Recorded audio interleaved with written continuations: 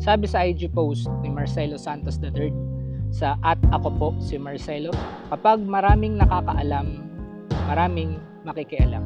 Nagulat ako na sa circle ko is hindi lang pala ako yung nagwo-work silently. Marami pala akong friends na meron din goal na currently wino-workan nila and hindi nila sinishare kahit kanino.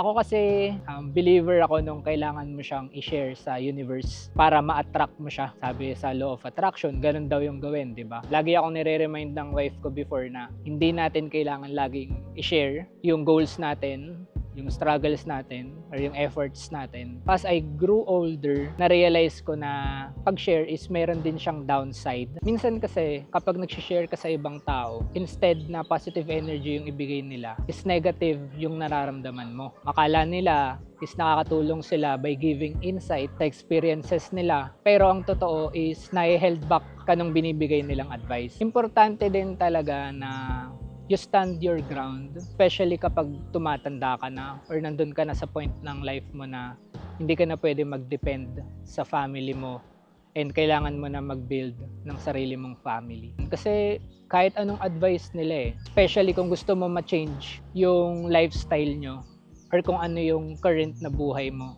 and gusto mo mag-improve. So, ang naisip ko lang sa phrase na to is okay din pala maging madamot, lalo na kung para sa family mo and para sa goal mo. Ipagdabot mo yung details and then tsaka mo na lang siya i-share kapag na-reach mo na, kapag alam mo na hindi na siya may held back ng kahit sino. Huwag kang matakot mag-improve, huwag kang matakot mag-try, basta mag-extra effort ka, huwag mo munang i-share, gawin mo muna siya para maiwasan mo yung bad energy. Thank you for watching this video. 5th day ko na. If you appreciate my content and would like to follow my journey, please don't forget to like, comment, and subscribe.